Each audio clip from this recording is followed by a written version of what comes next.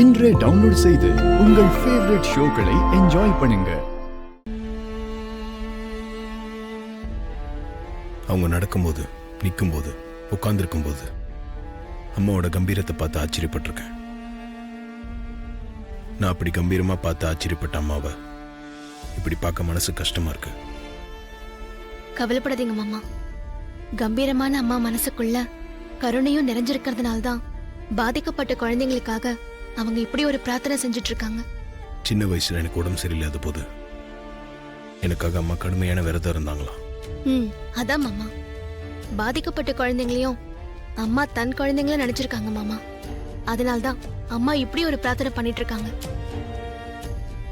அம்மாவோட நல்ல மனசுக்கு அம்மா நிச்சயமா கருணை காட்டுவா. குழந்தைங்க சீக்கிரமா கண்மொழிப்பாங்க. எல்லாம் நல்லதே நடக்கும். நீங்க தைரியமா இருங்க மாமா.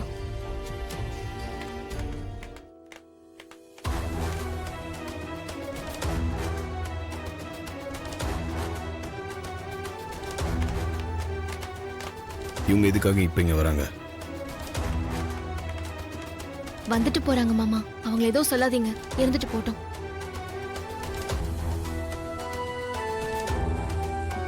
ஆண்டி, அகில ஆண்டி தான் அப்பவே எல்லாரும் வீட்டுக்கு போக சொல்லிட்டாங்களே, அப்புறம் எதுக்கு மறுபடியும் கோவிலுக்கு கூட்டிட்டு வந்தீங்க?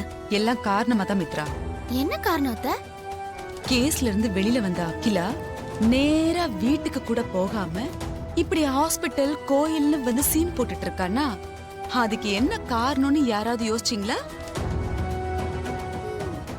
குழந்தைங்க விஷயத்துல சரிஞ்சு போன அவ செல்வாக்க பழையபடி தூக்கி நிறுத்துறதுக்காக தான். அவளுக்கு உதவியா காவலா அந்த காவிய காதலர்கள் கூடயே இருக்கும்போது நாம மட்டும் தேமேன்னு வீட்டுல சும்மா உக்காந்துட்டு இருந்தா நல்லா இருக்கும். அதனாலதான் அவ முன்னாடி ஏதாவது சென்டிமெண்ட் டிராமா பண்ணி அவ மனசுல இடம் பிடிக்கிறதுக்காக தான் உங்களை கூட்டிட்டு வந்திருக்கேன். வாங்க.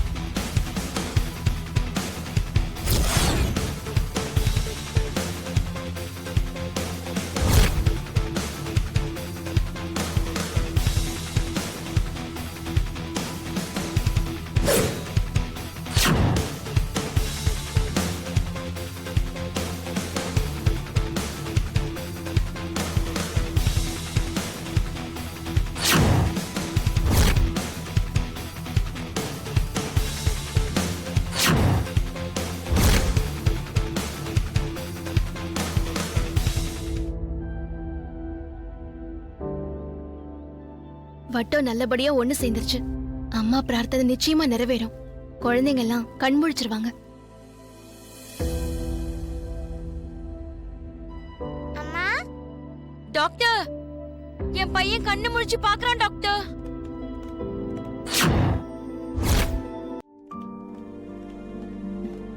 வணக்கம். வணக்கம்மா.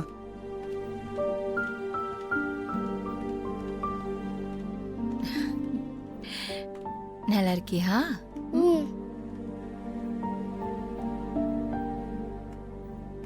இப்ப பரவாயில்லையாப்பா? சரியாயிடுச்சா? சரியாச்சு ஆண்டி.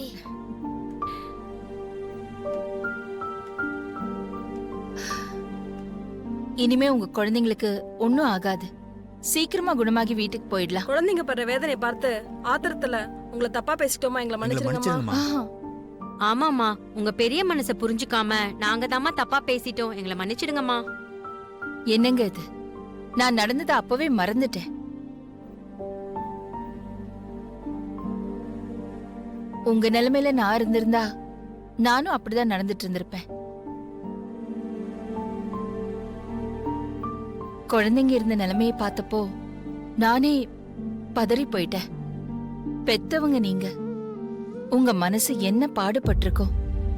நாங்க பேசினதெல்லாம் உங்க மனசுல வச்சுக்காம எங்க குழந்தைகளுக்காக பச்சை தண்ணி கூட குடிக்காம கோயிலுக்கு போய் வேண்டிக்கிட்டீங்களே, அந்த மனசு யாருக்குமா வரும்?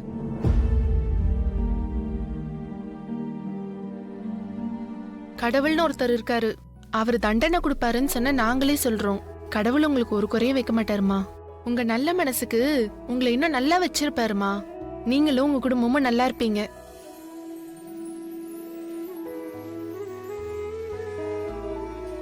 பால் பவுடரால எங்க குழந்தைங்க நிலைமை இப்படி ஆயிடுச்சேன்னு வேதனைப்பட்டுக்கிட்டு இருந்தோம். ஆனா இப்போ எங்க மனசுல பாலை வத்துட்டீங்கம்மா.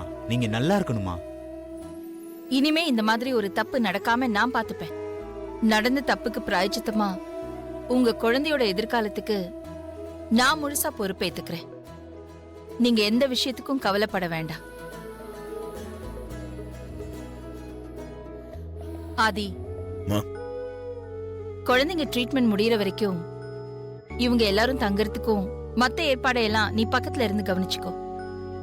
சரிம்மா. குழந்தைங்க இன்னும் எத்தனை நாளைக்கு ஹாஸ்பிட்டல் இருக்கணும் டாக்டர்?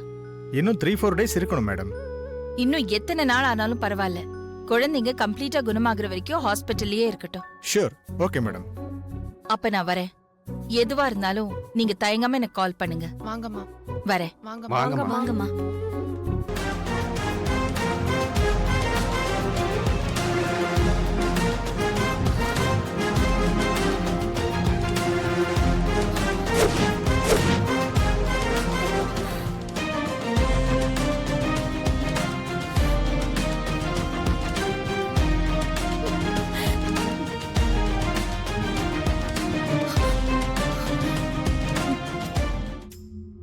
என்ன முழிக்கிற? நீ சாப்பிட்டதுல விஷம் கலந்திருக்கு, அதனால உன் உயிர் போக போகுதுன்னு நினைச்சு பயப்படுறியா? பயப்படாத. சாப்பாட்டுல விஷம் வச்சு கொலை பண்ற அளவுக்கு நான் ஒண்ணும் அவ்வளவு கொடுமைக்காரி கிடையாது.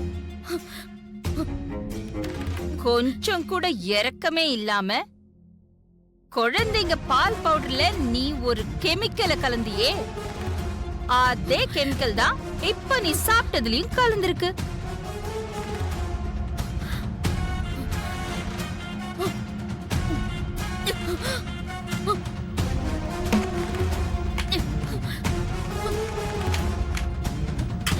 ம்